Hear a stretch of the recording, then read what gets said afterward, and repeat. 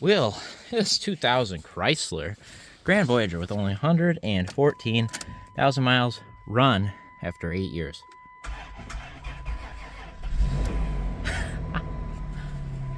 And it fires right up.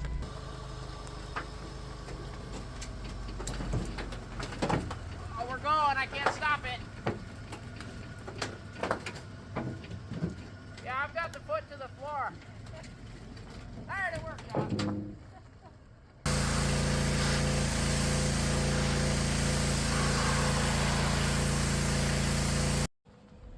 Yeah, that turned out great.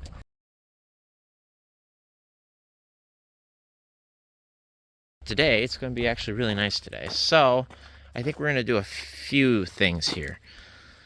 One is probably gut the interior out really quick. We'll start working on that today. We'll find all of the meese nests inside. We'll pull this headliner down, I think.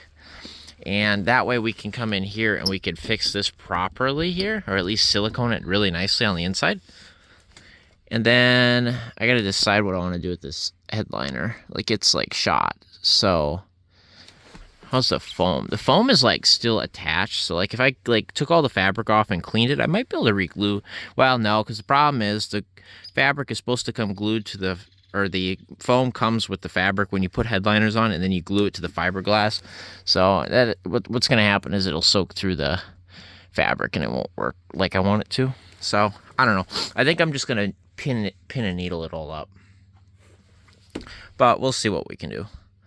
I think it's got to come out anyway, you know, whether I want it to or not, so we can at least get up there and fix the water leaks before they become a huge problem. And then I've got some goodies here that I don't know if we'll put in yet. If you see that, those are some door harnesses. And those are infinity speakers.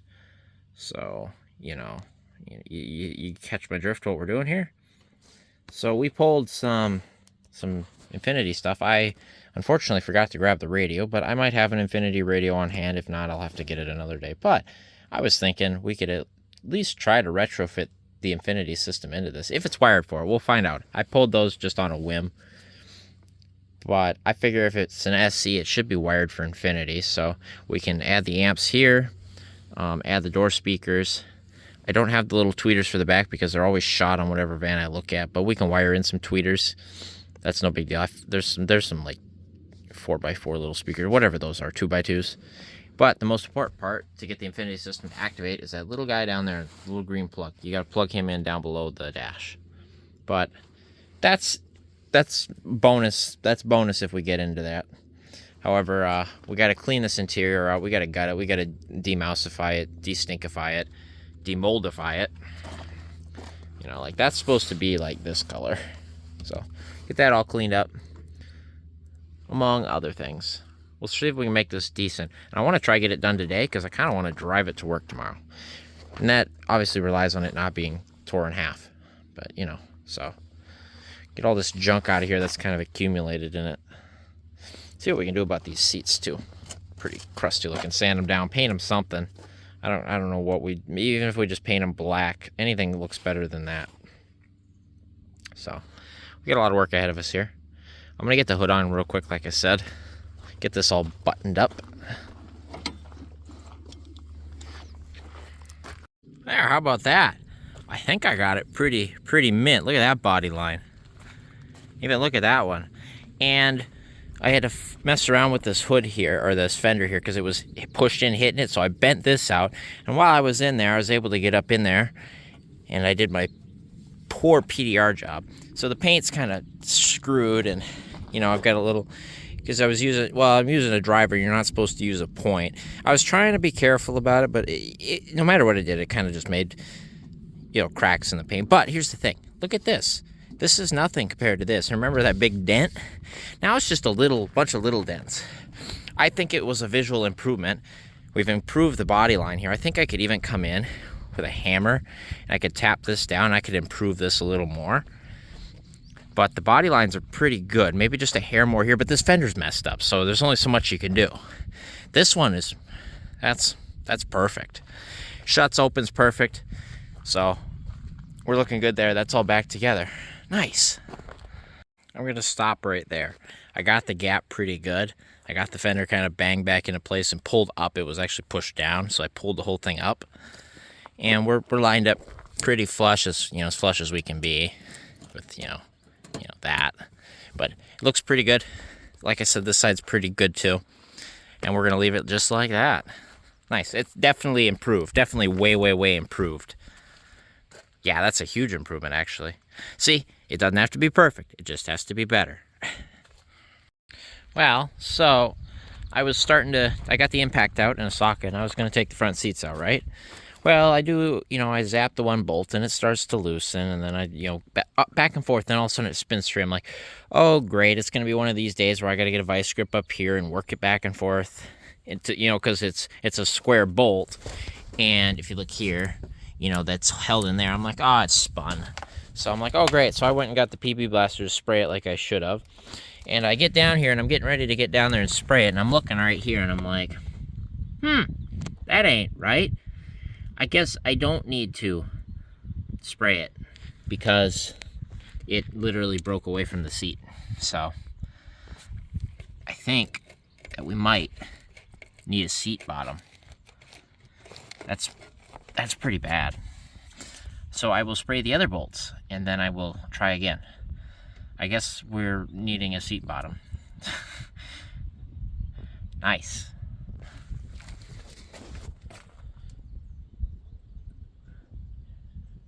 Yep. Okay, so seats are still not out. I've got 3 of 4 out on that one. 2 I got with an impact. 1 I held the vice grip and spun it out with a ratchet wrench. Last one's fighting me. I can't get the vice grip to hold it, and it's the inside one right here, so I can't reach it while I'm also running the ratchet wrench to hold it. Same-ish issue with this. I think I got 1 of these out, and then the same deal. I can't get the vice grip to hold. So, and then obviously we got the one that's not holding it anyway. So yeah. So I think there's 2 left on this one, 1 left on that one. I'm waiting for backup, so Dad's gonna hold the vice grip while I unscrew it, I guess. But until then, I think I'll start pulling the trim out, just so I can keep doing something while we're waiting. But yeah, I guess I'll whiz out all the seatbelt bolts and all that good jazz. We'll see what lays underneath.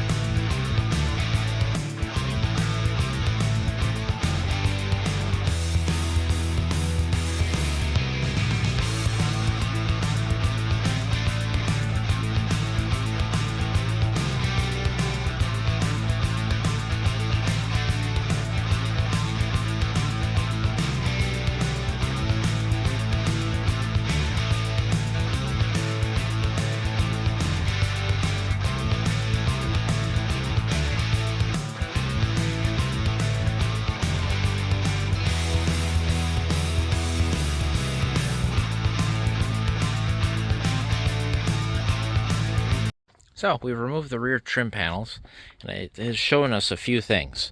1, we have a beautiful access. This is good ventilation. This is open air ventilation. That is a rare option right there. 2, we are wired for infinity. This is the wiring for the tweeters. And 3, the headliner is full of mouse poop and crap and stuff, and and then there's also a mouse condo right there, so that's great. And they were eating all the insulation in here, and I think they were in this rear heater vent, because if you look on that guy, there's some goo leaking out of that vent. So I think they were in there for sure. So this all needs to come out, be taken care of. Headliner's got to come down. I've been doing some thinking. I think this headliner is the same headliner that's in the Town and Country that's currently at the U-Pull yard, and I'm pretty sure that headliner's good. And we also need a few other parts that I need to grab off, including the stereo. So what I might do is kind of get an inventory here of parts, and then maybe make a run to U-Pull and maybe pull a headliner and interior and stuff. And I don't need the interior, I need the headliner, and I suppose I need the bottoms of the seats if they come out. But at least I'm getting a list of things I might need, because because they're open till 6:30 now, so I'd have to be done by 6. I'd say it'd take me 2 hours of work, so I'd have to be there by 4, which means I have about an hour to figure out what I need to do before I make that decision to go or not. That's if I go today. And I could get a bunch of stuff done here and then go another day to it, you know. That's probably the smarter way to do it, but we'll see. That's kind of where my brain's at. I'm kind of figuring that out, but I've been thinking on that hole. I think we need to take care of it, at least for now. I don't think I'm welding any panels in, so, but we do need to plug that hole just because of dust and debris and dirt and stuff we don't want getting in there. Namely dust, because I live on a gravel road, and so what would happen is all that dust as I'm driving down the road would come in and then go in here, and it sucks.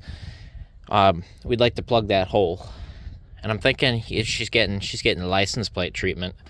I'm thinking so, at least for now. Here's the thing about what I'm going to say about that is, one, it looks better in a rust hole, and two, I can always reverse it later and do it right. I'm not going to do any more damage to what's here. I'm just literally going to self-taber into metal that has to come out anyway.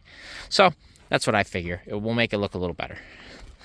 So, and I got plenty of license plates to use up, so. But that's another story. I'm just saying I'm seeing this and it needs to be done, and we're seeing this. Let's get the rest of these panels out and, you know, deal with it.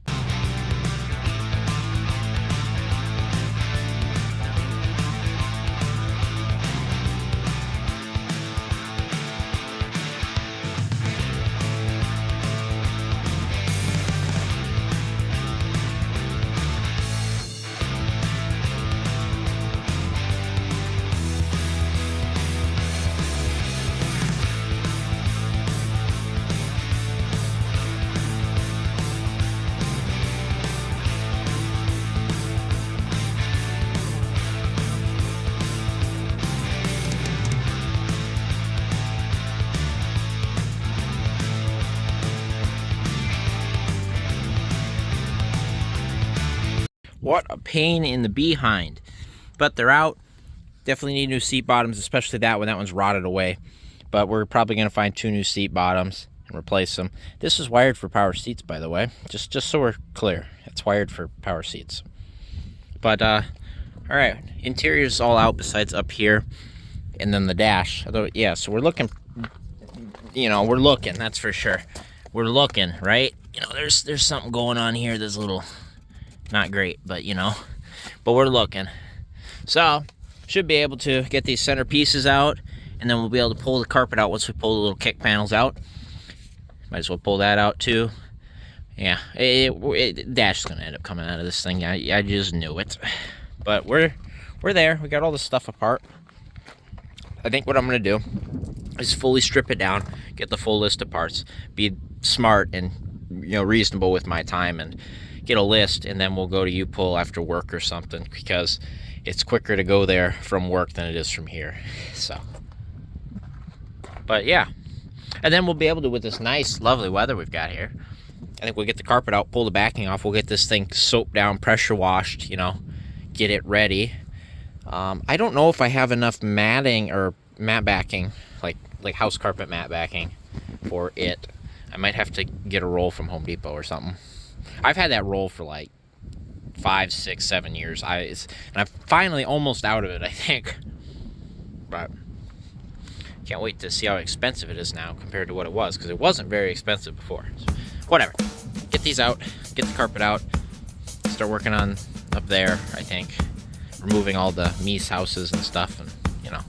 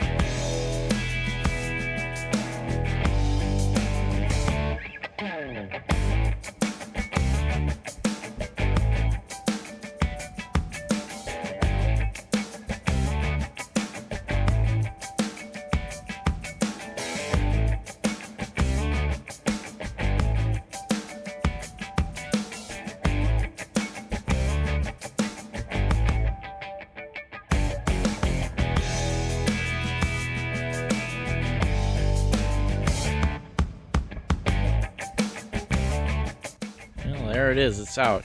That was sopping wet. Floor's better than I figured it would be, but there's some sound deadening hiding stuff, I'm sure. Which is fine. If I can't see it, it's not there. Yeah. Everything else looks really good though, actually. Beautiful mouse condo. Yeah, we got this aftermarket trailing harness here, so new and improved, tow ready. So the way I'm going to rerun this actually though, is I'm going to make sure it comes out under the spare jack so I can hide the harness inside of that. That way, you know, I don't see it constantly, like it'll just sit up in here. That's my theory anyway, or my thought. So yeah, a bunch of splices and stuff, you know, whatever they're holding, it's fine. There's how the rear washer fluid runs, by the way. Same with this whole harness, because they don't have the channels in between like the first and second gens too, so they have to run the harness through here. That's where all the ABS hooks up, the O2 sensor up there. So yeah, it's neat, I guess. But there's plastic that goes over that I pulled out of the way so we could get in here back and everything. Found 1 nickel and 1 quarter. So that's cool. Now we got to get that whole HVAC out of here. I think we got to get ready to get the headliner down too first before I do that, because this is how it goes up into there. It kind of hooks here, but it's better to have the headliner. See, look at all this stuff. But yeah. So I'll get the headliner out next, I think, and then work on getting this all pulled apart. Well, it's out, and that's junk. There was 2 mice nests. There's one up here, and there was one back here, and there it is. So there were 2 nests up there that, you know, that was great. So they're gone. Nest here, nest there. Yeah, lovely. But that should help as far as smell goes. That should pretty much be the last of it. What's that plug up there? This thing is option. It's got the good harness in it. So what is that plug for? Because these are the 2 for the overhead console. I wonder if that...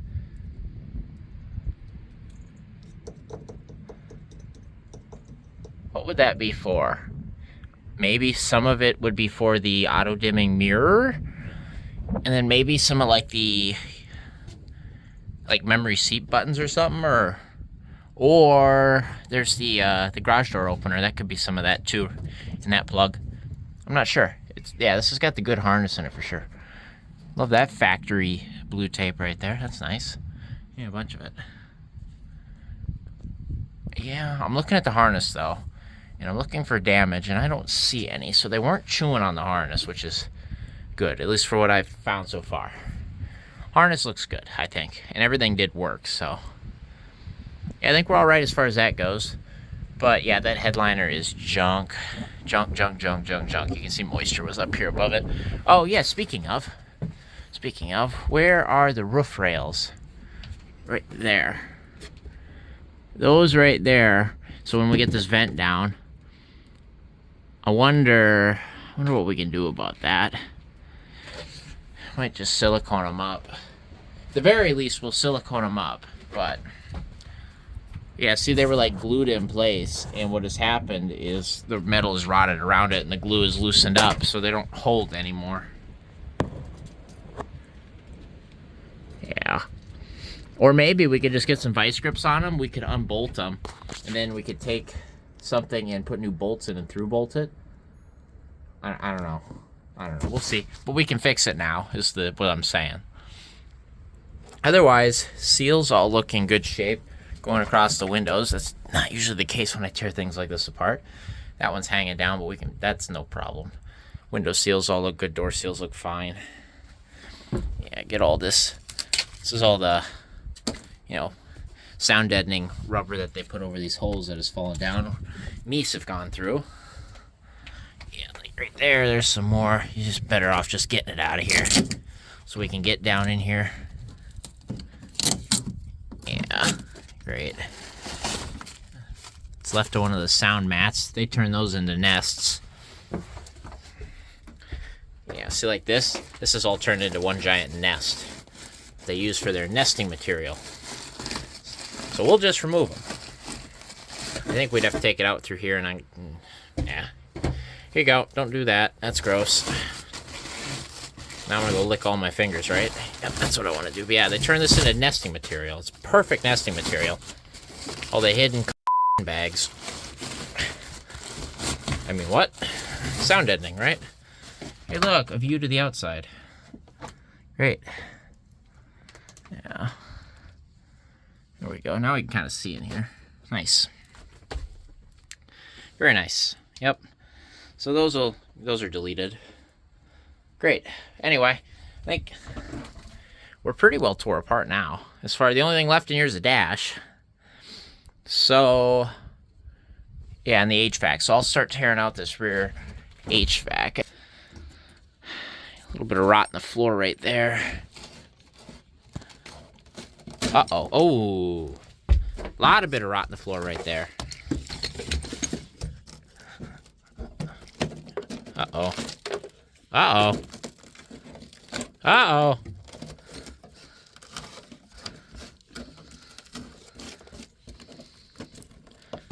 Oh, neat. Uh-oh. Oh, no. Why is it all bad all back here suddenly? How's the other side look? I see suspicious red rust-looking color. Okay.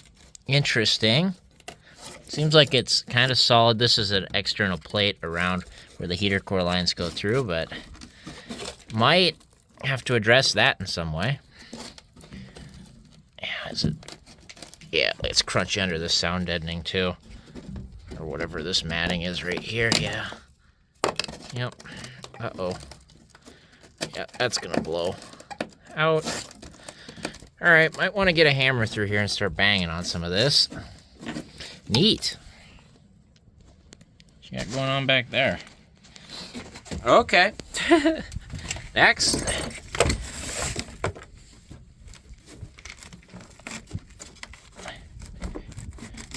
Oh, there she goes.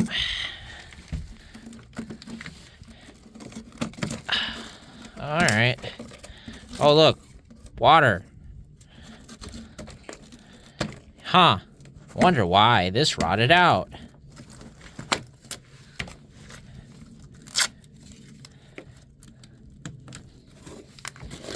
So moisture, it appears, has gotten under here. Yeah, it's moisture.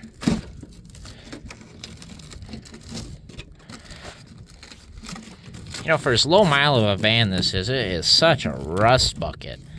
I think if I hit this with a hammer, this will start falling apart.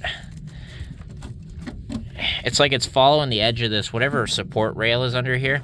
It looks like it got under here and rust jacked it, and that's how the rust got in. So, anyway, I guess we have to take care of that. You know what I'm gonna do about it, so.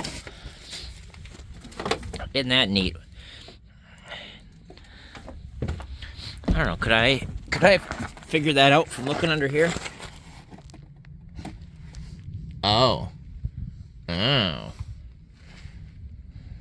Yeah. That is about where the where shackles bolts up. Oh, nice.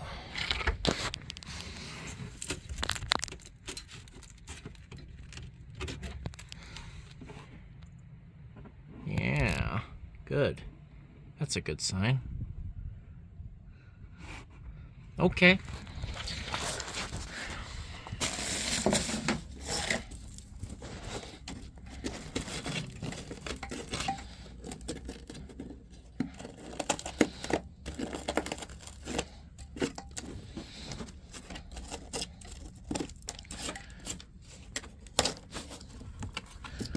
Well, now we know what's going on. Yeah, so those are beautiful holes. Great. Perfect. Just what we wanted to see. Nice. Well, I got good news and I got bad news. Bad news, the floor sheet metal is junk. Good news is there is structure to the brace plate that is around here. So this plate is put in that, you know, kind of secures to all of this. And then the plate right here is the plate that the shackles bolt to. So what I'm going to do is I'm going to fill that full of oil while we have access to it, you know.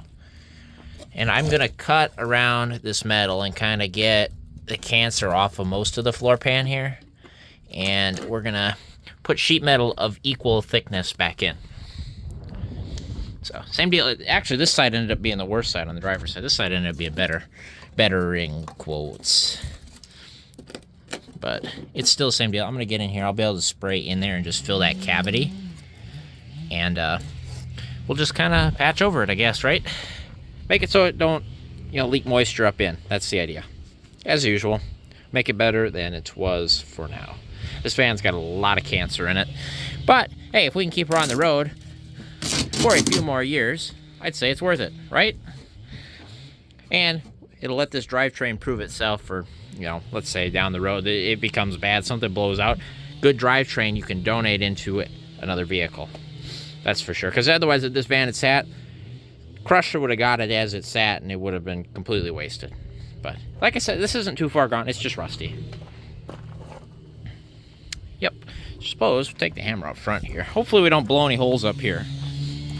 I'd really not want to do that, but...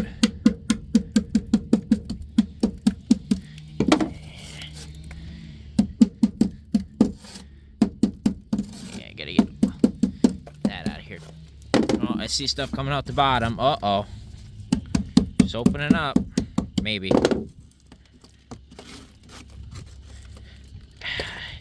This is definitely on the cusp of, this is still solid. If we come in here and grind a bunch of this out, we might be able to save it. But this deadening's got to come out of here. Look at it. It's just, uh-oh, nope.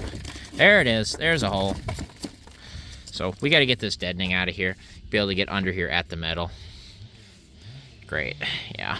I also got to get this firewall panel up and pulled out of there. Kind of let air get to it. Get the moisture out of it. But I might wait, because if we get the dash out, then we'll just pull the whole matting out. You know what I mean? So, yeah, we're in discovery right now.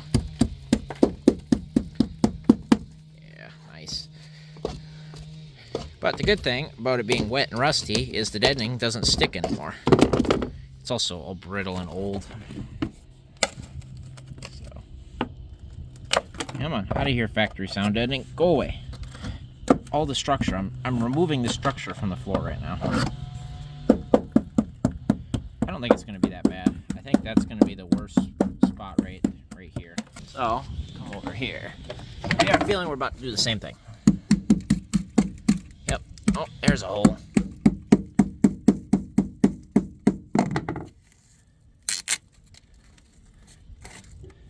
Wonder what hole that is supposed to be that's covering. Suppose something into the rocker, huh? Because I guess we can see, yeah, this is the inside of the rocker right here. That's the top of the rocker panel, so that's good for it, right? And that's a really good sign for how good the rocker panels are. That we already know are bad, but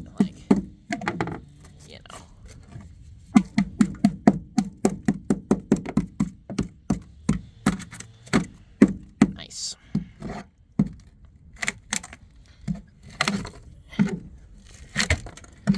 Yeah, look at that.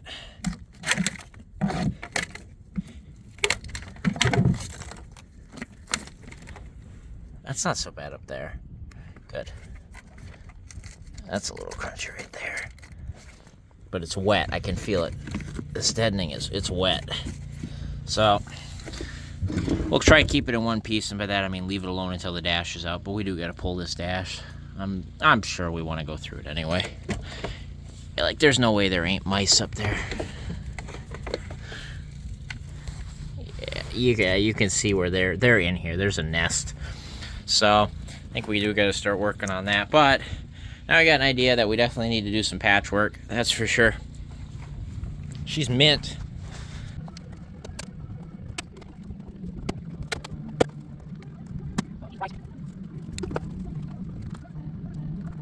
Oh, there's the dash pad. This will make it really easy to clean, by the way.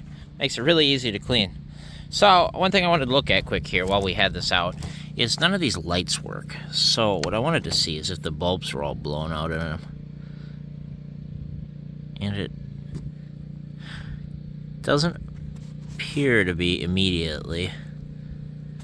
So, what it might be is either the plug's chewed, which I haven't looked close enough at, or the solder joints on the back of this are shot, or these bulbs are actually bad. I don't know, I'll have to ohm them out or something. This has got to get looked at because it wasn't working properly. But possible we have a wiring issue up here. This is why you got to do this. You got a vehicle that sits, you got a vehicle that smells, you got to look in every little crevice. Look up here. They've been in here for sure. Newspaper of some sort, it's been chewed up. Yeah, toilet paper, it looks like some sort of napkin or whatever. But yeah, I mean the harness, it looks intact just looking at it, but we'll see. So, you know, that's great. At this point, I should probably go pop the battery. And that way we can disconnect all this stuff and not have to worry about it. But next on the list here is we're going to get this guy off. We got to get the radio out. We got to get this trim off, get those unplugged, and this out, and then the cluster out. And then I think technically we can really leave the rest. Although, here's the thing. I think those speakers will work with the Infinity system because I don't think these ones have amps. It's the door speakers they add, and then the rears, and then the tweeters you hook up. But I think we can leave that all in because what we'll do is it's got bolts up here on the dash that look really, really, really corroded, and those are not going to be a problem at all. No. Couldn't possibly be an issue with those. We got to get those out, and then we got to get that guy down here out on both sides, and then I guess we got to pull this down and get the steering column out of here, and then these center bolts, and then I think we can tilt the dash down and pull it out, and it'll come out in one piece as long as we have all the accessories unhooked and stuff. So, and like I said, it should take me about an hour and a half to pull the dash, and I think when I did it, I've pulled all the extra plastics and stuff off of it, but I think you can technically leave them. But we'll see. I'll get it out. I know my record's like an hour and a half just kind of just going at it. So we'll see. I'm going to put you on the tripod. We'll just start ripping into it.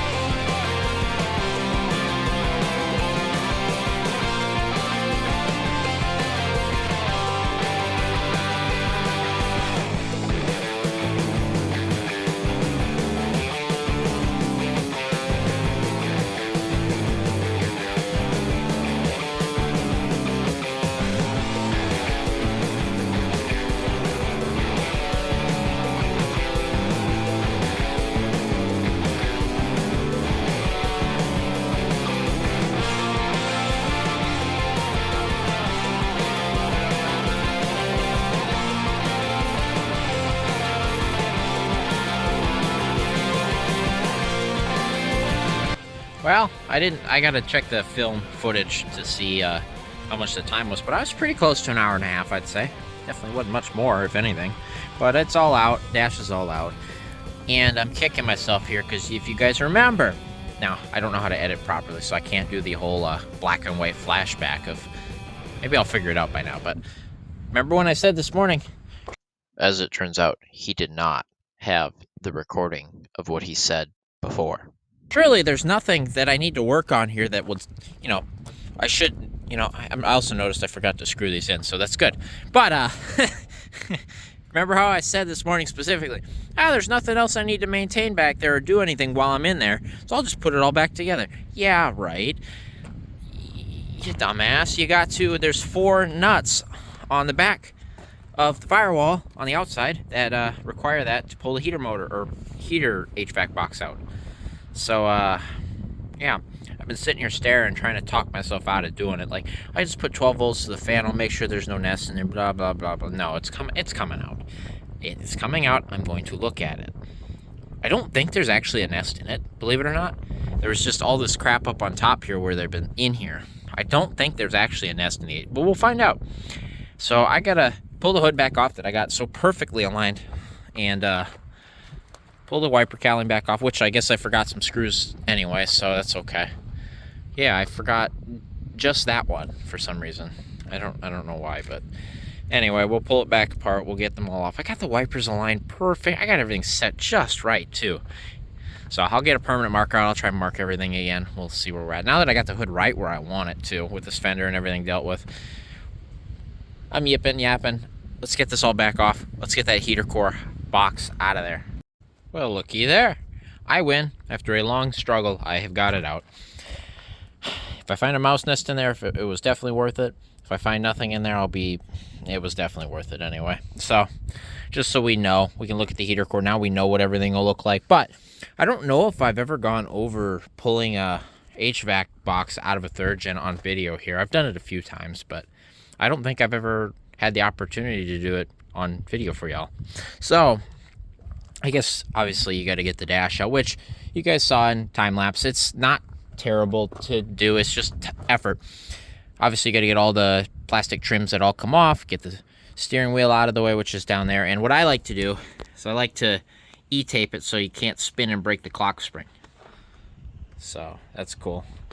And then there's 2 bolts right there, 2 here, 1 there, and a bunch over the top. And then you have to undo those 2 off of the fuse panel. There's the wire for the brake switch, your hood, your shift linkage, that you need to do the steering wheel. And then your parking brake handles and stuff, that all has to come out. Then obviously you have to get the radio undone, and then have to unhook this, and then you have to have both mirrors off to undo the harness for the mirrors that stays with the dash, which is good because we had to take this one off to replace it anyway with our new one in there. There's the driver one, and there's the taped up one I kind of cobbled together. But once you get all that out, there's also this plug here. Then you have this here, and I think they added a few, because I've never done one on a 2000. I think they've added some more bracing to them. So there is 1 screw there. There's 1 here. There's 1 tucked down underneath, which you kind of get in around the side. Oh, you have to make sure you unplug this too. The airbag computer, whatever. So there's 3 screws on the inside here. And then on the outside, there is your AC evaporator hookups, and then your heater core hookups, and then there are 3 studs that go through the firewall to nuts on the other side, but you have to undo 4 nuts total, because one of them, if we go over there, and also there's the little the drain tube, which was down here, and mine fell off, and it's down there somewhere. So we'll have to try scoop him out of wherever he fell, or just ignore it because meh. Anyway, so right back there, and I've got this alternator. I undid the alternator, and I got it out of the way after we did all the cowling again. And I got in there with a deep well 10 and a flexi. And now what has happened here is you can see there's still a nut there. The nut froze on the stud after it started spinning, and it got rust jacked, and then it started backing the stud out of the HVAC box. So what you want to make sure of, because this might happen to you, especially on a 20-plus-year-old vehicle. undo all the screws on the inside first so it has some flex so the plastic, you know, can push out as it pulls the stud out. And then I've got one down here in the center. But before that, there is this, if you have rear IC, I guess if you don't have rear IC, this is easier. But because I have rear IC, this also hooks to that stud, and there's a nut. So you take the first nut off, get this out of the way, and then you can kind of just barely get in there and get the back nut out. That one actually backed out for me. And then we have the 2 heater core lines, and then up here, there is the last one, which also stuck around for me. So what I'm gonna end up doing is hold a vice grip on the inside, have Dad probably hold it or somebody, you know, while I back this nut the rest of the way off, and then we'll screw them back into the HVAC box. But yeah, so there's 3 studs out here, plus the lines and the hookups, and you could just barely get it. I've got small hands, lucky for me, I guess. I know some people, good luck, you know, but I was able to get that one with a ratchet wrench and a flex. This one I had to get a 10 mil wrench in there. This one I was able to take the deep wall right on the socket and get at that one. But there it is, it's out. Now I got to pop this off, which is a bunch of 8 mil hardware to pop this guy off of here. So I just noticed something here. So you know how we had to get those heater core lines out? Well, I was doing some tugging on them, right? And if we look down here, wow, weird, there's a huge leak. I bet we broke those lines. Yes, we did. So just tugging on those lines, that's all that was keeping them from leaking. They have gone and pissed all of the fluid out. How lovely. So that's got to get fixed. Well, I knew it did anyway, but now it has to be. Yep, just tugging on those lines. Broke them. Nice. Yeah, that's mint. Great. Okay, whatever. So, we're working over here on the carpet, but I've got everything else all cleaned up out here. Got it inside so we can work on getting it all cleaned up and refurbished, whatever. But in the meantime, and also storage. Working on this, and I'm working on getting all of the matte backing off of this carpet because that holds all of the stench. See how wet this still is here? That stunk so bad. So I got most of it off like I usually do, but I had an idea. This is like a horse brush, or you can use it on like dogs and stuff for shedding.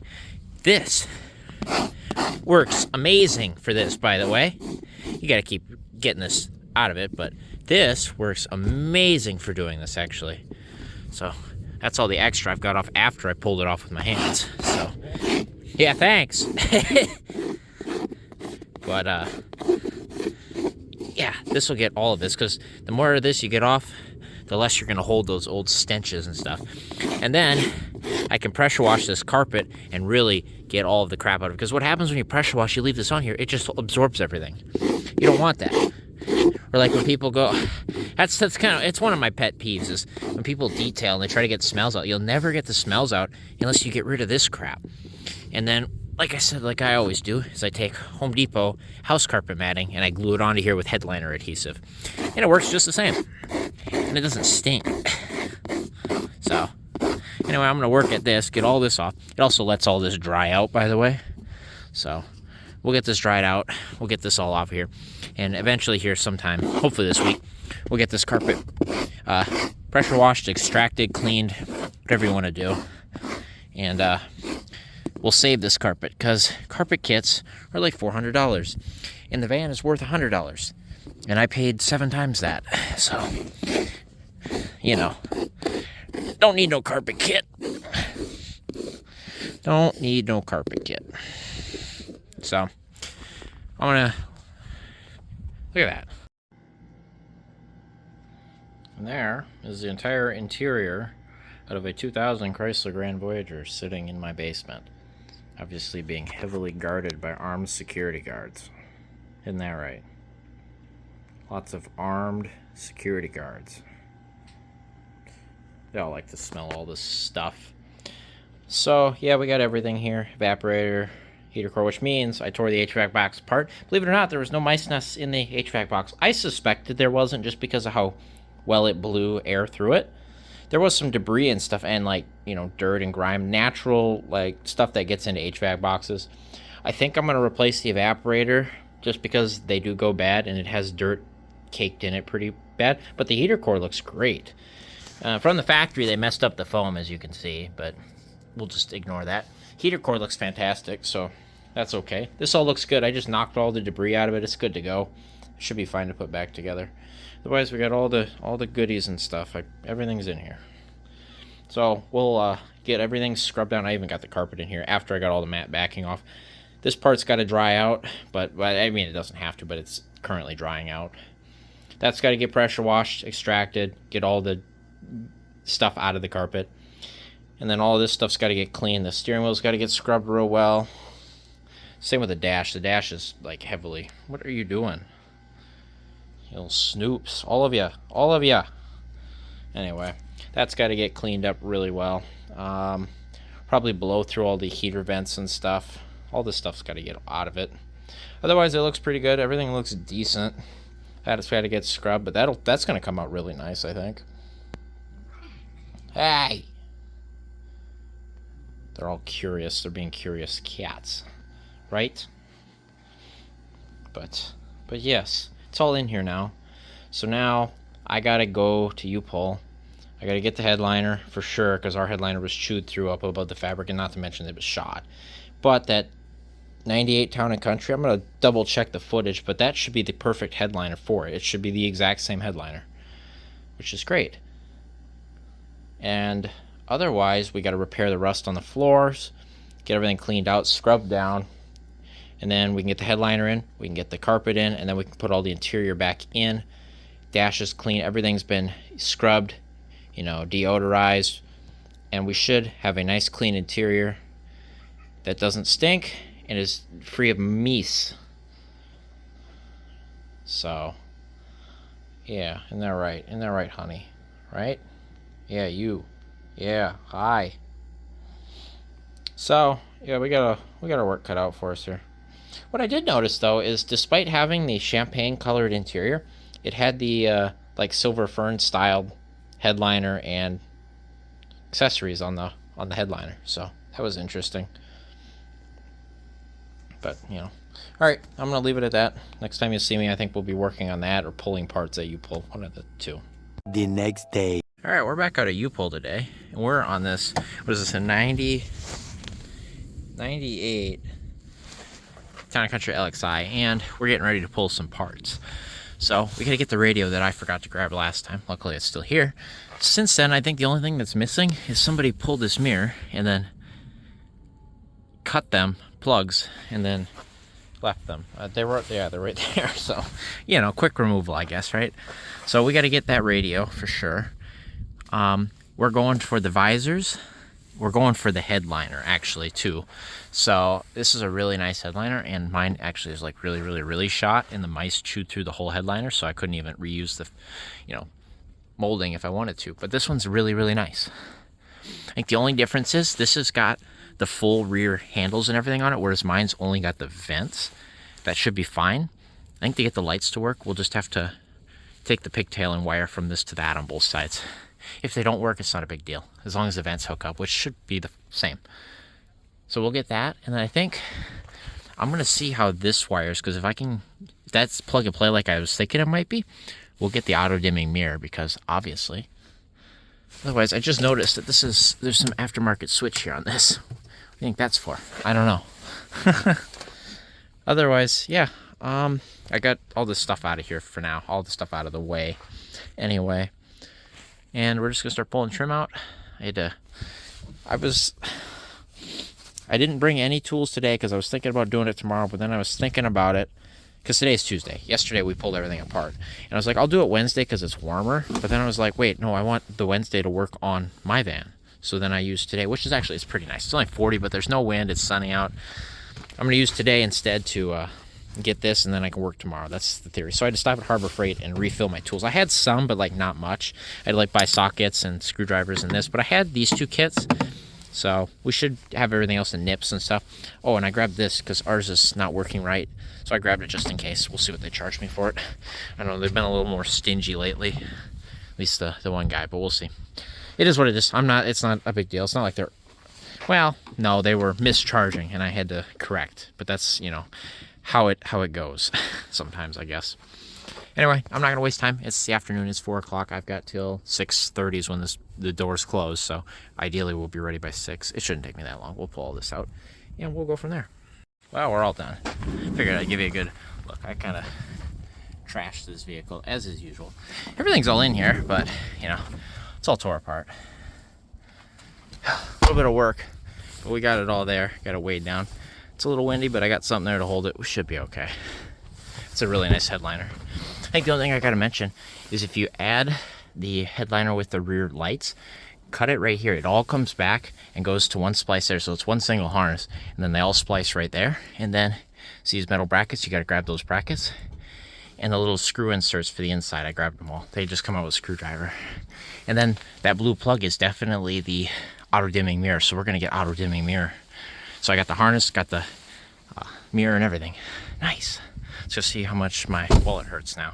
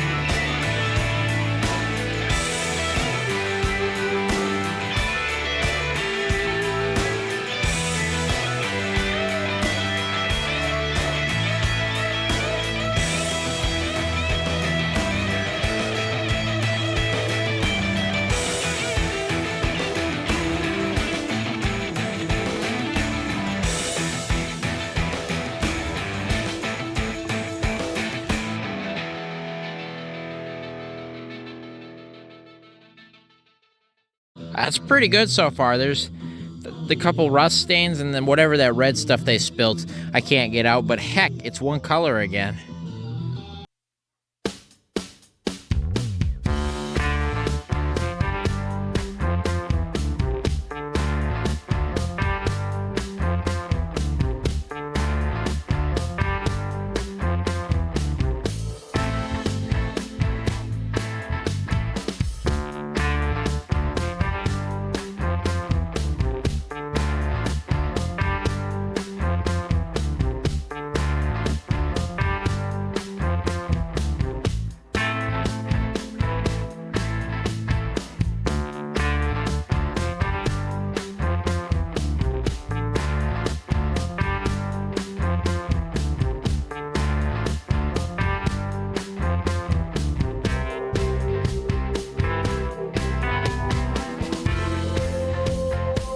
I would argue that turned out pretty good.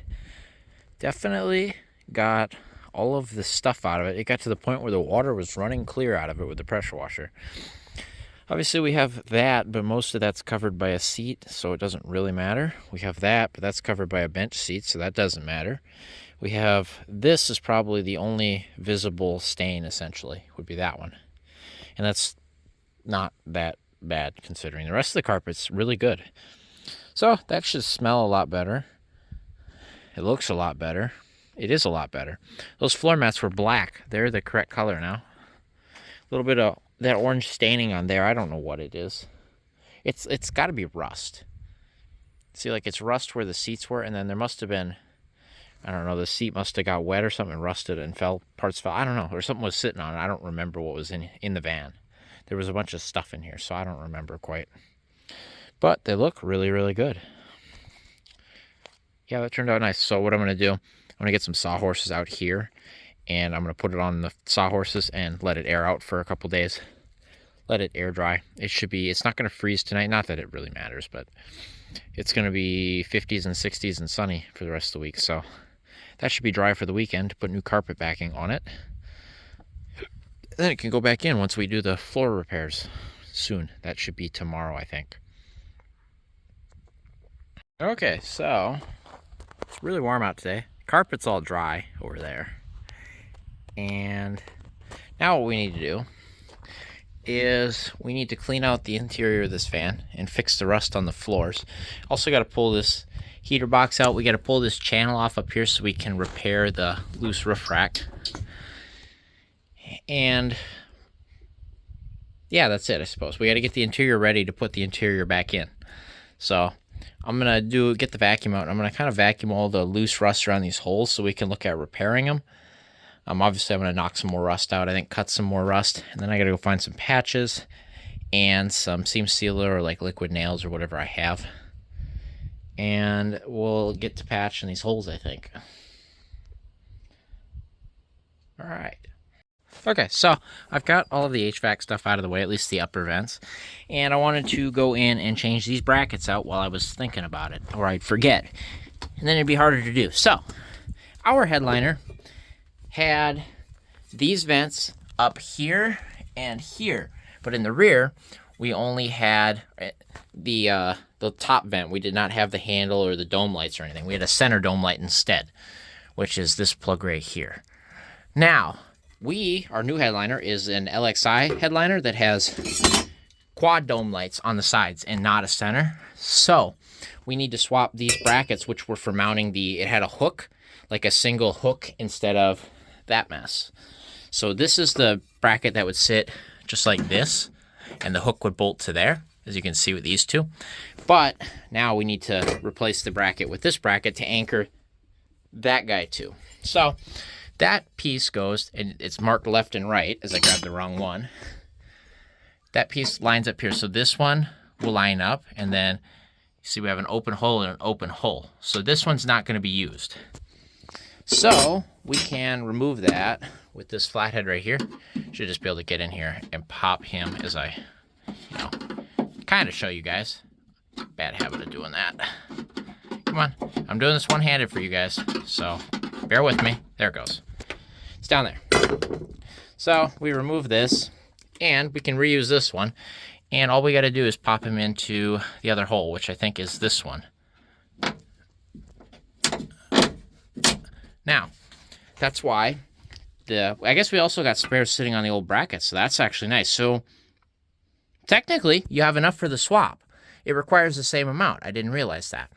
Because you take the one out of this hole, put it here, and then you take this one and put it here. However, I did take all of the ones off the donor vehicle, which, by the way, the donor vehicle actually had all of these filled out from the factory. They were just all there. They weren't all used, but they were all there.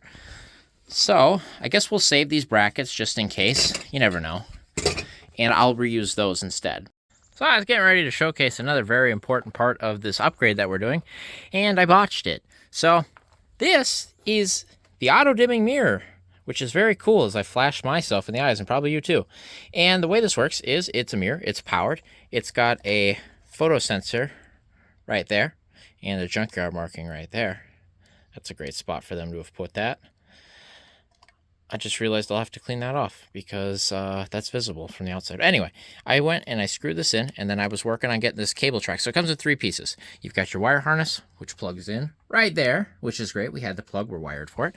And it has the mirror, and then it has this little cable track up here. So I got the mirror, I bolted it on, I went to click the cable track in, and the whole mirror slid off. So that needs re-glued. But we are going to have an auto-dimming mirror. I don't think I've ever had one that's actually had the auto-dimming mirror, so this is a cool upgrade.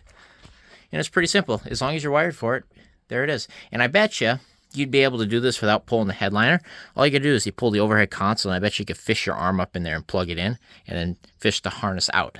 So I'm gonna go undo that and get some windshield adhesive. I think I have a kit on hand. I always try to keep 1 or 2 in stock. And I'll try to re-glue that to the windshield and let that sit today, and then we'll attempt that again tomorrow. Or I'll just let it hang there by the harness because that's good for it. I should be able to clip it in though, right? I think we can go in and we can clip this in. I think it'll clip, yeah, there and there. So I think we clip here and right here and there. We'll just let that hang there, and I'll do that. But there, we have an auto-dimming mirror. Hopefully it works. So that's cool. Okay, I got it all vacuumed out, which it looks really nice now. Wow, nicer. Now we've exposed all of the rust. So problem here, all of this rust here is from the inside out. So it's the metal's solid. We just got to scuff it up and primer over it. This rust is rusting from the outside in the wheel arches and stuff. Probably both, inside out and outside. It's kind of flaky metal. It's I've seen worse. There's some metal rust here. I think this is rusting from the inside out. So this is pretty solid. We just need to clean it up, treat it, primer it. There's a little bit of a spot right there. And then there's a spot right here. And then we've got that spot to deal with. And then we've got that spot to deal with. But I thought I was done with all the Mies houses. And what caught my eye there? Look who's sticking down in this. Because I popped these off because I just started looking inside things like up here and everywhere. In here's all clear. And down here, I don't see any nests down there. Here. Just rust. Just rust. In there. Just rust. Down there. Just rust. How about over here? Just rust. More rust. Ooh, sky view. Rust, rust, rust. There's an insulation bag back here. Okay, so I got everything ground down, and then I've got everything, I vacuumed it again, and then I rust treated it, and it looks pretty good. Cat, get out of here. So everything's turning black. I'm using Rust Fix just because I don't have Rust Reformer. We'll come along this way, and this seems to work fine as long as we primer and paint over it. Cat, go away, go get. This is turning out pretty okay. Come around here. I think this needs another coat of Rust Reformer right here. Otherwise, the rest of it looks like it's doing okay. I think we'll be good. But while I was waiting for that to dry, actually, I wish I sprayed that one again, but started hitting this. And I took the grinder to it, and I knocked all of the loose rust off, and I knocked the paint back up until, you know, where it needs to be. What? I'll give you attention later. Anyway, I knocked it back to where it was. This paint, nah, you know, it looks like paint. It's got a layer of primer on it. That looks okay. You know, it's knocked down, it's sprayed, it's treated, slowed down. Come over to this side, though. I think this side of the van's been repainted, like actually. Like this paint, and I noticed this when it was chipping off. Look how many layers of paint there are. Especially you come up here, like, there's a few layers to that. It's thick, like it's thick. We know that, yeah, we know this door's been painted because they did some funny body work here. So, like, yeah, I know. Look how thick this paint is. Like, it's, like, thick. Let the butchery begin. What rust? There's no rust. You guys see any rust? A little bit right there. Oh, what rust? There's none. Where? Where'd it go? Oh, it's all gone. All of it. There was no rust. There was no rust. The van is rust-free. None. Absolutely. No rust. None. Nice quarter. Zero rust in this quarter. None. Nope. No rust. fresh sheet metal. OEM body panels right there. No rust. None. None. No rust. Absolutely zero rust. None. There is no rust. Perfect floors. No rust in the floors. None. Nope. I don't see any rust. I tell you, it looks a lot better than rust. It looks better. I'm just saying. Nobody can disagree with me that looks better than the rust that was there before. I mean, the rust that is still there. And all of the rust has been treated, primed, and painted. So we are ready for this pile of license plates. I picked the worst license plates. I like to save the nice, cool ones. Cool and quote. The super cool ones go on the wall, but like, you know, regular, current design Minnesota plates are not cool. They're perfect for hiding stuff like this. Now the question is, do we do this side down so you can see it from the outside like this? Or do we do that? I kind of want to do this just for the look of it when we're in here, because the underside, if we get to it, will be probably painted over and then fluid film undercoated if we get that far.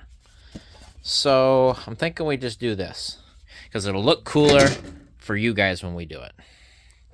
So what do we figure?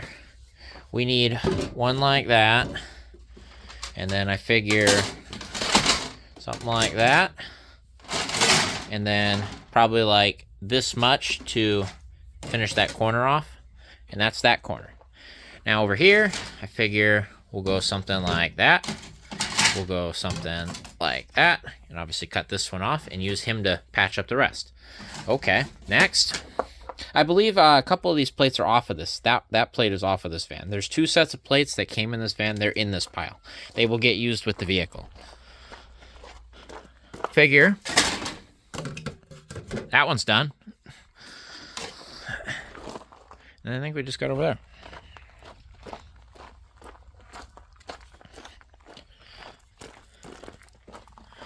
And just like that, that one's done. That is one of the plates from the vehicle. Probably don't use him up here. He's kind of corroded. We'll go with this one, which is the same plate, but less corroded. There you go. Done.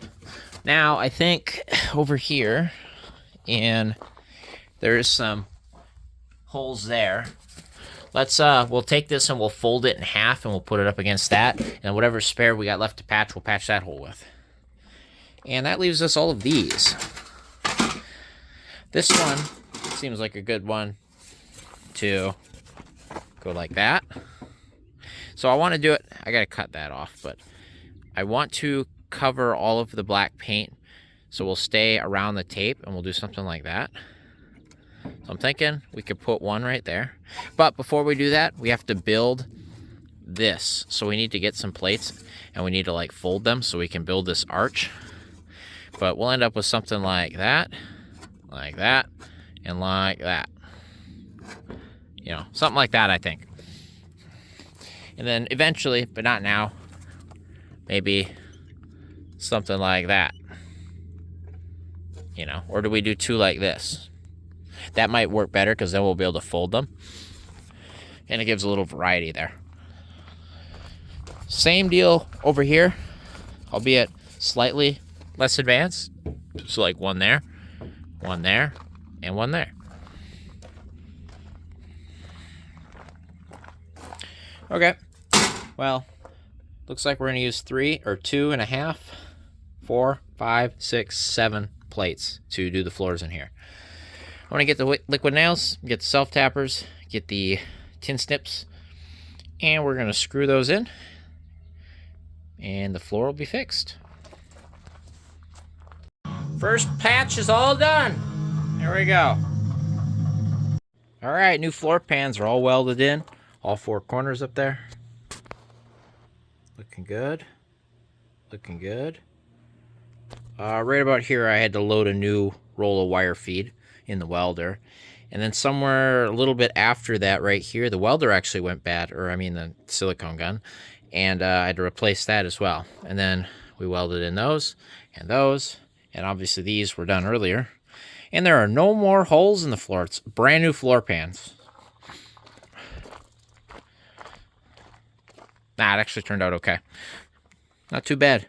Not too bad. One plate there, one plate there, 2 plates there, 1 plate there, 2 plates there, and like a little bit of a third plate. So I got a little stack there of leftovers for the next job, which is all good, all sealed up. And for those of you saying, why would you botch a job like that? Well, those are the same people that are going to say, why would you save this van? It's junk. So I don't care what they think. Okay, here's what the floors look like in the daytime. I'd say we did pretty good. They're floors. Otherwise, I've got the roof rack fixed, in quotes. I've got some outdoor waterproof liquid nails gooped all over all of them. Some more than others. The front ones up here are hard to get to, so what I did is I gooped a bunch in there and then took a screwdriver and kind of, put it around them so they're sealed. Same on both sides. That one was the only good one up there, but I did it anyway. And then on the outside, which, I don't know, may or may not be a good idea, I siliconed around the whole plastic piece. I had this cover off because these are removable, around all the bolt heads, anywhere I thought water could get in. Same here, silicone up on the bolt heads, and up front, all around all of it. And then I think that'll keep most of the water out. And then the problem is if water does get in there, it's got nowhere to go because we did cover the drain holes. But I think that is better than doing nothing. So I think it'll give us our best shot at keeping water out, which is good. It's very hard for water to get in there anyway, so we should be good. The problem we had was leaves and debris got in it, which can't happen now, and they clogged it all up, held water in there, and it rusted around it. That was the problem, is leaves and debris and dirt got under there, which won't happen now. So I think we'll be okay. Otherwise, I got me a pallet, and I made a table out of it. So this is my work spot today. We're going to work on getting the HVAC box put together, cleaned up, put together. I've got the old AC evaporator here, which I do think was leaking and or was really close to. It's corroded looking. I don't trust it, so I bought another one. I bought a cheap one on closeout here. I think the brand is 4 Seasons. I don't remember. It was cheap on Rock Auto. Yeah, 4 Seasons. It's got a dent in it from shipping. I think right here it's dented, and then right there in the corner it's dented. All right, got it back together. No extra screws either. And once again, it is nighttime. However, I can hear frogs and stuff, and bugs and birds. It means it's springtime. I just noticed this fell off. I double sticky taped this, or tried to. I don't think that's gonna hold. Yeah, not on that side. I'll have to come in with some better tape after I clean it up. I don't know, this side survive? One of the things I tried to do. That side. Oh, that side held down just fine. Okay, I got that side cleaned up enough, clearly. Anyway, I've been busy, as you can see. I don't know if you can see, actually. HVAC box is all back together. It's in. And we're looking really, really good. Tomorrow's supposed to be 70, I think. So we're looking really good. Updates, Gray Van is here now. That is really cool. Gray Van has returned from winter storage. So you guys probably haven't seen that yet, but Gray Van's back. Actually, you have, because I probably sent you a picture that should come out tomorrow on a post. So Gray Van's back. That's where we're at. And I will see you guys bright and early tomorrow.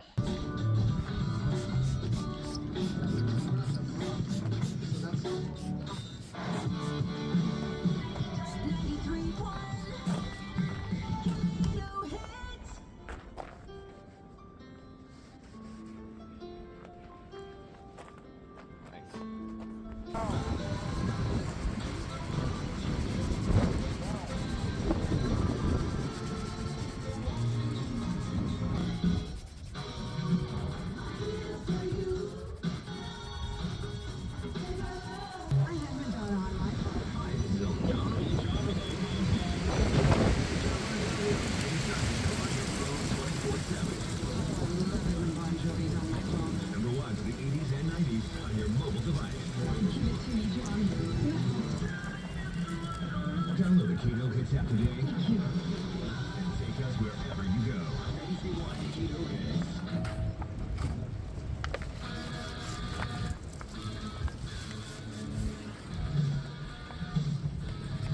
Yeah, mind the wind. It's actually pretty obnoxiously gusty today. I think I've got it the best it's going to be. It's not perfect. I think that, I don't know if it was mold or whatever was stuck to it. It's kind of spotted it. It's like stained permanently. I don't know if you can see it. But yeah, I mean, there's definitely might be a little bit in the cracks, but there isn't really. I did some major scrubbing. It's clean. But like, see this, how it's like stained a different color? It's not very obvious, but it's there if you really look at it. Like right here is the most obvious spot right here. And this must have been a spot like there wasn't some of that stuff here and here, and maybe the sun stained it differently. I don't know. And I used a bunch of different chemicals. I used Simple Green to get most of it off. And it's concentrated, so maybe it was a little too strong. I don't think it stained it though. I don't think that hurt it at all. And then did some glass cleaner. And then I had some upholstery carpet wash stuff that I mixed up with some water, and then I went over it and wiped it down again. But it's clean, I think. And then I had to re-glue this. This had come loose, so I spray glued this back down. So that's drying right now. But I think it looks really good. That's a huge improvement, actually, you know, because it was completely black. So that'll look good. This might need to get touched up. This is the velvet for like rattling. That should get glued down maybe again. I'll probably spray that up, see if we can get it to stick. Actually, it kind of did try to stick, but you know, we'll get that put back on. And then I do believe it is time to put this dash back in this van after 2 weeks or so, I think. I don't know. It's been like a week or two, but yeah, it's ready to go back in now.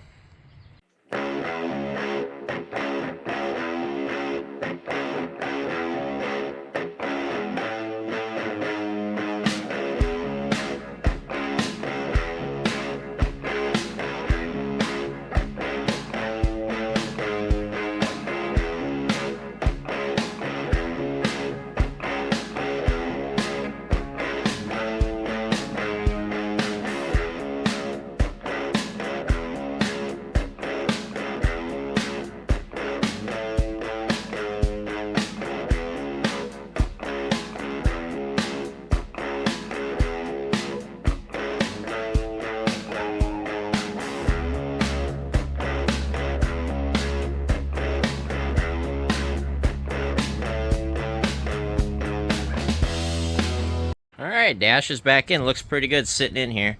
Only had one small issue. I forgot to open the door. Well, I didn't forget. I was keeping it shut because the wind kept blowing it shut, and I got a little scratch in it right there where the dash rubbed on it. But that's okay. Isn't that right? That's okay, Dilly, right? Yeah. Okay, so we got a steering column in. Got the cluster in. I got the new eyelet in. I think the old one is still on the top dash piece. And then I've got this plugged in just to make sure the heater fans and stuff work. So I figure we're in park. Should be able to, if I sit here, test everything. Make sure all the lights come on. Hey, look at that. This eyelet works. Nice.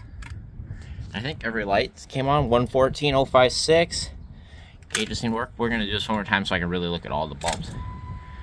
Yeah, all the important ones come on. Good. Fires right up. Nice. Does this all work? Nice. Blow all that stuff out of it and everything too. Make sure the blend doors are working. Oh, look at that. Yeah, blow all that out too. Good.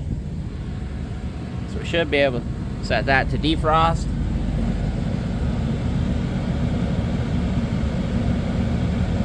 And maybe it works. It's not a good sign.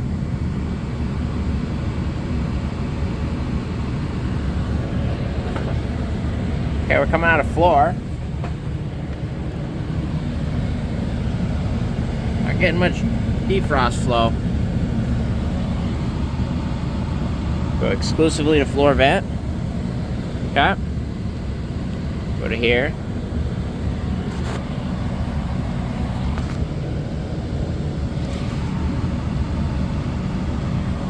Definitely not getting a lot of movement here. Do I have something unplugged? No. Control seems plugged in. It's like our blend door ain't moving. What did I mess up?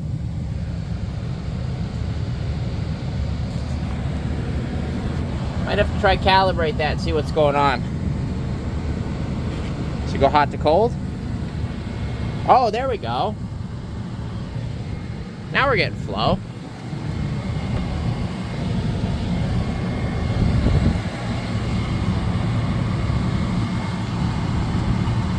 Let's go. Shuts that off.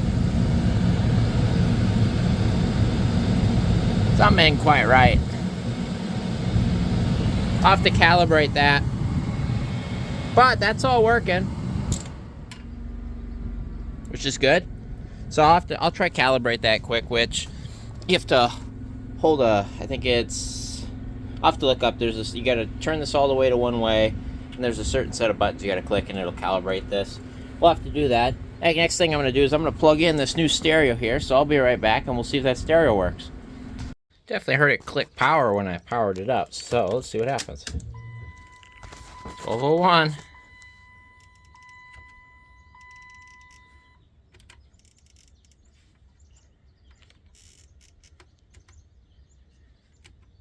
Definitely works.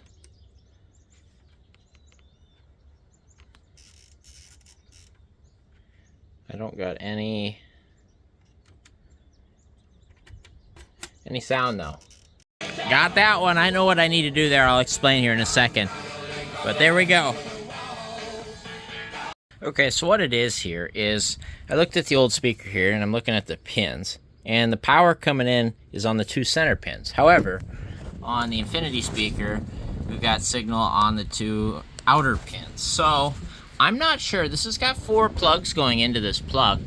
I'm not exactly sure what the other 2 plugs are for, but maybe the 2000 speakers have 4 for a separate tweeter or something. But the way the 98's wired up is they all go to the same. So all we got to do is de-pin this and move the pins to the outside and then tape the other 2. We'll just leave them out. This would be a lot easier of a swap if I was working with 2000 model year Infinity stuff instead of 98 and trying to piece it together. So I got to do that for the 2 front speakers, and I did flip them both ways just to make sure I had them the right way, because you can play speakers both ways, but they kind of sound funny when you're playing them backwards. So I think I've got it right. This stereo works good. Everything seems to work. I haven't tested the tape or cassette, but the stereo's good, so that's a good thing. Yeah, so that'll fix the fronts. We just got to de-pin and repin them. I bypassed the amp and it's working, so the amps aren't activating. So that's what it is.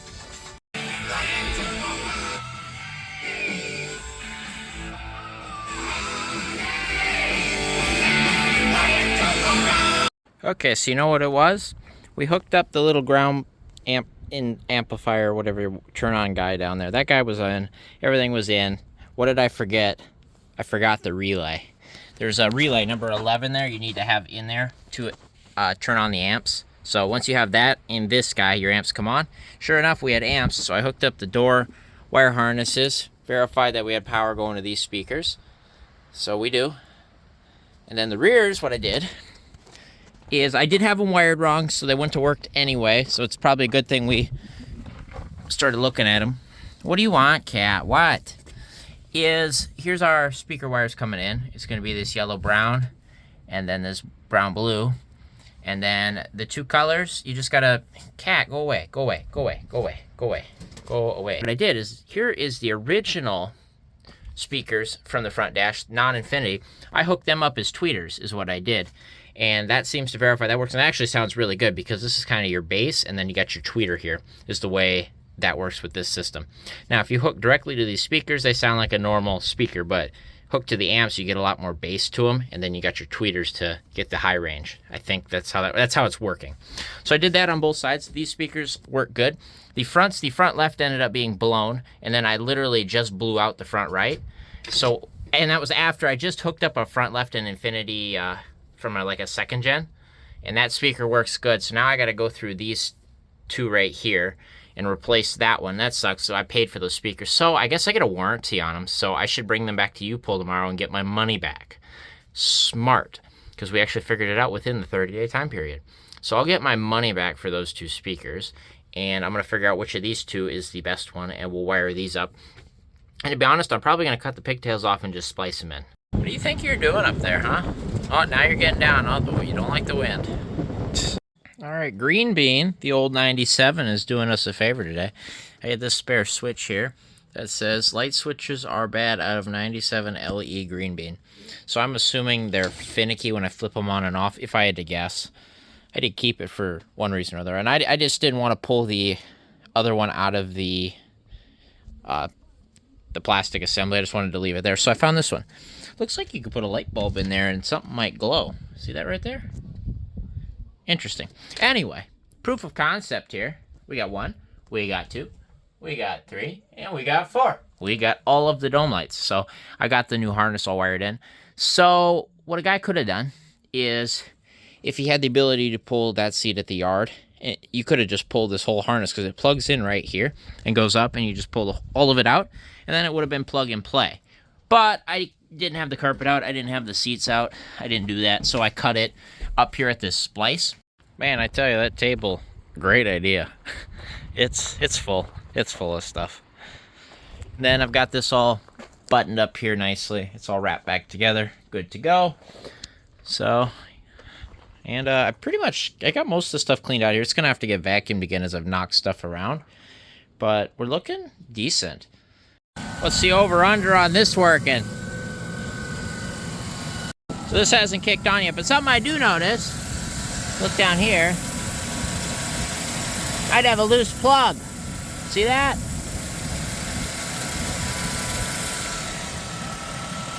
That number 2 there, got bubbles coming around it. So we'll have to look into that for sure. Come on. So funny enough, I found the leak. If you look back there, that right there is a high pressure switch, and right behind it is where it's been rubbing on the firewall and rubbed through the back of the line. If I stick my hand back there, I can feel where the line is rubbed through, and I can change the noise as the pressure leaks out of it. Hear that? That's unique. Hear that? Ah. That'll do it. Well, that's why the AC didn't work. So we need that line, which is kind of a bugger to do. Yeah, it requires taking all that back off again. So, but that's it. That's why it leaks. Okay, so we're working on putting the vents back in. I'm cleaning them up, getting them put back in. That's so far I'm working on this one, but I want to show you something cool. Something manufacturing thing that I don't know if anybody's ever pointed out or anything, but you know. So you've got these, they're seals for the upper vents up here. And you know, they're a particular shape, so they've got these seals, they're cut out. But if you look on the back here, look at that. For the dampening, so when this thing's bolted in place so it doesn't rattle, they use the cutout from the center of these as the damper. So to save on manufacturing 2 different pieces, they use the same piece. Isn't that nice? That is just the cutout of that right there. That's the center bit. That's kind of cool, I thought. Just something I saw. So, almost done with that. I got this vent right here to put up, and then I've got one there, and then this one's going to take a little bit of cleaning, because I do believe they were in it, so I got to clean the inside of it too. And we'll get that back up there, and then it is time for the headliner. We'll just have to find a moment here when the wing dies down so I can run the headliner out, get it in here, and start clipping it up. Always have your clips ready when you do that, because you don't want to be out of reach of them trying to hold this headliner up. It's never fun. But we're almost there. All right, we're ready for the headliner. HVAC system's all back together. We've got everything cleaned up. I even got the wire track covers back on and the little insulator pad for the catalytic converter down there. Got that piece back in there. Everything's been cleaned up and scrubbed. So everywhere I've been, I've scrubbed every part I put in and underneath every part. So all of this has been scrubbed, cleaned. And that's what really helps. So, you know, saving these vehicles, especially up here in the Midwest, they tend to have mice in them. It happens almost all of the time. Most of the time. I've gotten lucky a select few times. Eggplant was a really lucky one. I don't know how it didn't have any mice in it, but, that's luck sometimes. But most of the time they do. The big key is to find all of the nests, all of everything, get it out. That is step one. Get all of the stuff out. Next step is you got to clean all of your fabrics, anything that could have had urine or whatever, or anything soaked into it, like door panel fabrics and stuff, seats, carpet, all that's got to come out. It's got to get cleaned up. Something's got to happen to it, extracted. Step 3, or replaced. Step 3, you got to clean all your plastic panels and stuff, make sure all that's clean. Step 4, you got to clean everything that could have been touched. That's all of the metal, everywhere you could possibly scrub. You got to scrub everything. And it doesn't take much, just a little bit of that, or glass cleaner, or honestly, just soap and water works really good. And just a rag. You just wipe everything clean. See how nice and clean everything looks that I've touched? I scrubbed the entire roof, by the way. All of it. It's all been cleaned and scrubbed. You can see where I haven't been is right here versus where I have been. And then obviously our dash was really gross looking. Look how nice that is now, by the way. It looks really good. So that's the big thing. You just got to clean everything. You clean everything. You get you get the sources out, and then you clean all the residual stuff, vacuum everything up, all the little crumbs and everything. And that should get you all the way there. The other thing is getting any moisture out. Like that firewall was, soaked from sitting and water getting in. So I had stuff propped up under it to keep it air flowing to it. Now it's dry, and then I scrubbed it, put it back down. It's good to go. So there we go. I'm going to get you guys on the tripod, and we're going to try sneak this headliner out here. I got to find all the clips and kind of have them in place where I can get to them. We'll get this headliner clipped up. We'll get it in, and then we'll start hooking everything up top there, all the lights and stuff. Overhead console, get all that tested, and then that'll be done. And then next is the carpet. Well, I got to get the carpet backing glued on. I got some new backing. I'm going to do that, and then we will get it in here after we scrub the floors. We got to scrub all of the floor. That means get everything else out of here and scrub that all down, get it nice, get it good to go, and that'll be that. And then it's trim. That's a lot more scrubbing. You see where I'm going with this? It's just a lot of cleaning. But it's starting to look like a van again. But not a VW van again, a Dodge Caravan, or a Chrysler Grand Voyager SE in this instance.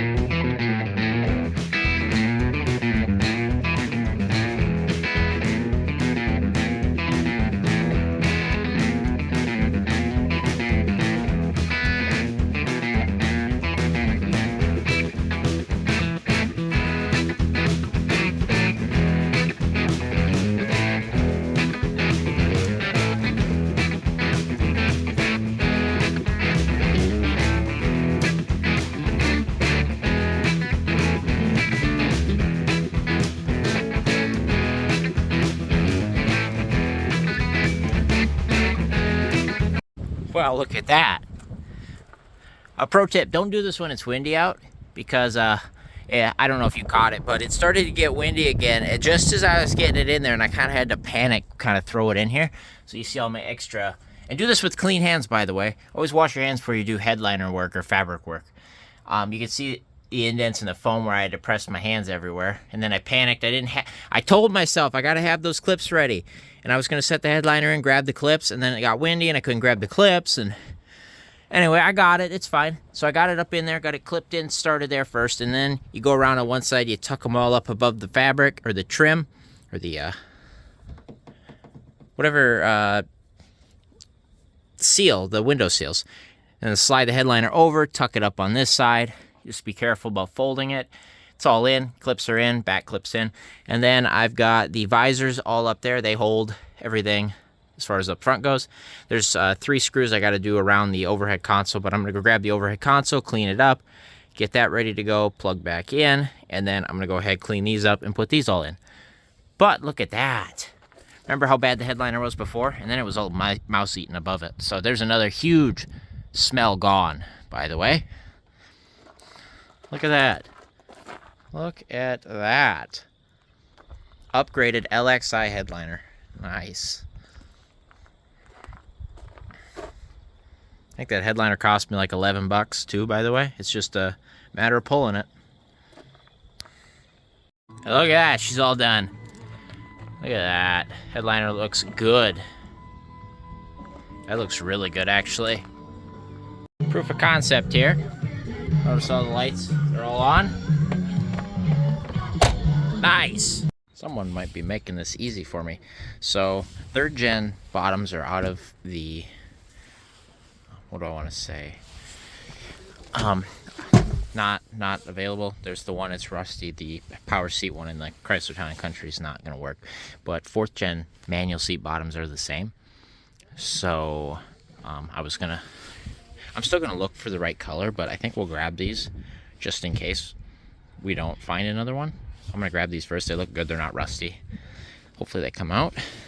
Van's a little rusty, but I think we got a good solid candidate right here for seat bottoms.